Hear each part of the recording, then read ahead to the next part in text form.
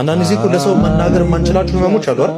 በጣም ቅርብ ጓደኛ ኖሮ ሁሉን ነገር የምናማከራቸው ሰዎች ሆኖ መናገር እንኳን እየፈለግን ግን የሚነገር ያለው ነገር በልባችን ይዘን የምንታመም ምንም ነገር እንዳልተፈጠረ ቀን ብዙ ነገር አሳልፈን ብዙ አልቅሰን ታጥበን ምንም እንዳልተፈጠረ ፈገግ ብለን ቤት የገባናባቸው ብዙ ቀናቶች አሉ።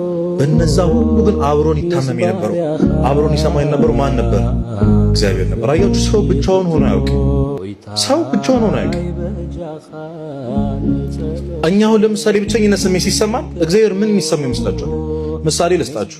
በጣም የምትወዱት ታናሽ ወንድማችሁ ሊሆን ይችላል ወይ ልጃችሁ፣ ብቻ ብዙ ነገር ያረጋችሁለት ልትሞቱለት የምትዘጋጁት በጣም የምንወደው ሰው የሆነ ሰው አለ አይደል? ህይወታችን ላይ ሁላችን ቫልዩ የምናደርገው ሰው አለ። አብረነው ከጎኑ ለመሆን የምንጠራው ሰው። ያ ሰው ድንገት ሌላ ሰው ጋር ሄዶ እኔ እኮ ብቸኛ ነኝ እንደው ማንም የለኝም ሲል ብትሰሙት ትንሽ ቅር አይላችሁ? እኔስ አትሉም ወይ? ይከፋል አይደል?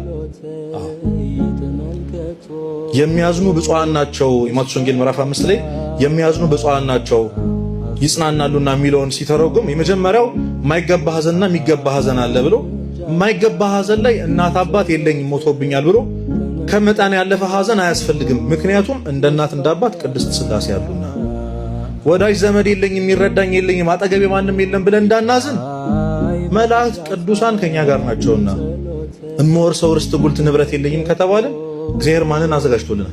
መንግስተ ሰማያትን አዘጋጅቶልናል። ስለዚህ በየትኛውም መንገድ ሰው ብቸኛ ነኝ የሚረዳኝ ሰው የለም የማወራው ሰው የለም ብሎ ማዘን አይችልም። ምክንያቱም ማን ስላለ? እግዚአብሔር ስላለ።